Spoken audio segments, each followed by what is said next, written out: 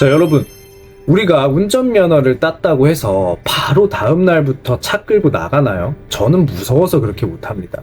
실제로 그렇게 나가면 사고가 날 확률이 좀 더 높겠죠.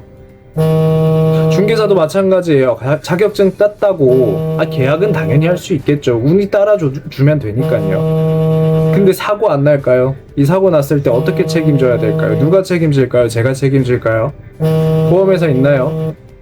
어렵습니다, 여러분. 자, 촬영일 기준으로 공인중개사 시험이 한 2달 정도 남았는데요. 일단 먼저 미리 합격을 축하드리겠습니다.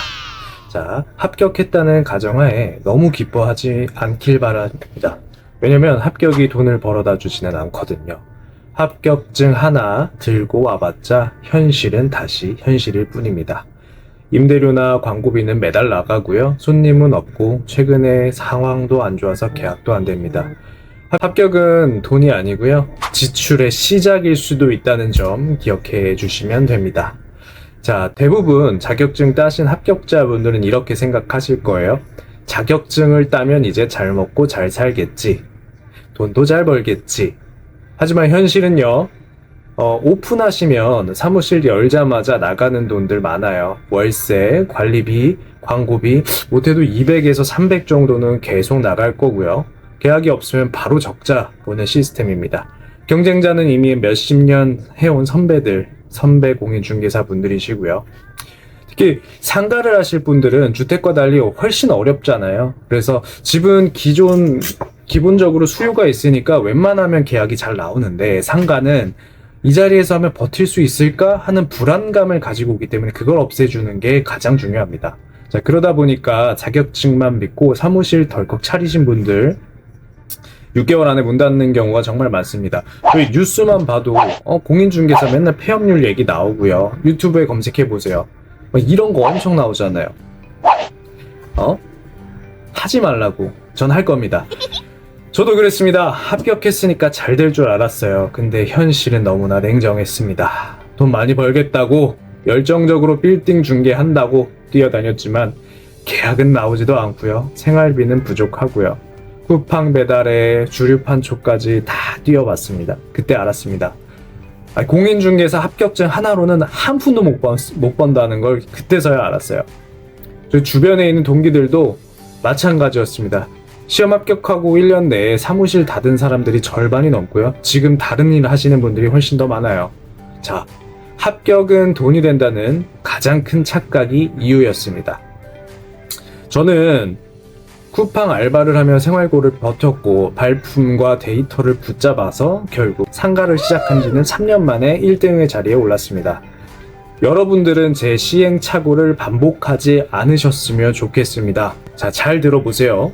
시험에서 배운 민법, 중개사법, 세법에 대한 내용 외웠죠. 하지만 현장에서는 쓸 일이 없습니다. 오히려 이런 문제가 매일매일 터집니다. 어떤 문제냐면요. 권리금 협상이 틀어져서 계약이 안 된다든지 임차인이 매출을 과장해서 손님이 계약했는데 이게 안 맞다든지 또 특약을 잘못 넣어가지고 소송이 걸릴 수도 있고요.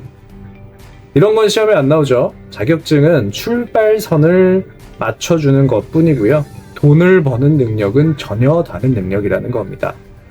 실제로 보조원들이 돈 더 많이 벌 수도 있어요. 결국에는 자격증이 끝이 아니라는 거죠. 그럼 어떻게 해야지 살아남을까요? 합격 직후 바로 실무교육 추천드립니다. 일단 시장의 데이터를 모아야겠죠. 집은 학군이나 평수, 역세권 이런 걸로 설명이 되지만 상가는 매출이 중요하죠. 점심 저녁 유동인구나 테이블 회전율 같은 매출 구조를 기록해 보세요. 저는 30분 루틴으로 정한 게 있어서 이걸 매일매일 하고 있습니다. 둘째로 손님의 응대법도 달라요. 주택은 구조나 가격 같은 걸 위주로 설명을 해주면 되지만 상가 손님의 불안함은 우리가 채워줘야 됩니다. 그래야 계약이 돼요. 이 자리에서는 하루 평균 커피를 몇 잔을 팔 수 있습니다. 주변의 임대료 시세는 이만큼이고요. 매출은 요만큼입니다. 이런 것들 말이죠. 자, 세 번째. 주택과 상가는 계약서 자체가 다릅니다. 오래 하신 분들은 계약서 보시면 특약이 3줄, 4줄밖에 안 돼요. 저 깜짝 놀랍니다. 상가는 계약서가 굉장히 어렵죠. 권리금, 시설, 책임 소재 같은 경우도 명확하게 해야 됩니다. 이거 못하면 돈 나가요. 저도 초보 때 샤시 부분 잘못해서 800만 원 물어준 적이 있습니다. 자, 여러분 어떠세요? 합격하고도 할 게 많죠. 합격해야 비로소 출발을 하는 겁니다.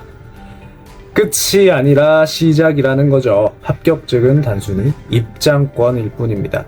빨리 현실을 직시하시고 현장에서 돈 버는 방법을 준비를 하셔야죠. 그 차이가, 마음의 차이가 결국 성공과 실패를 갈라놓습니다. 자, 3년 후에 저를 생각해 보세요. 스스로 3년이 지났다고 생각을 해봤을 때 어떤 일을 하고 계실까요? 중개사를 하고 계실까요? 발품과 데이터로 저는 3년 만에 상가 중개 1등을 했고요. 여러분은 합격 이후 제대로 준비하셔서 저보다 더 빠르게 성공하시길 바라며 앞으로도 실무 경험, 계약 전략, 손님 응대 비밀까지 제가 웬만해서는 다 풀어드릴 테니까 구독과 알림 설정하시고 다음 영상에서 뵙겠습니다. 자세한 내용은 고정 댓글 확인해 주시면 감사하겠습니다.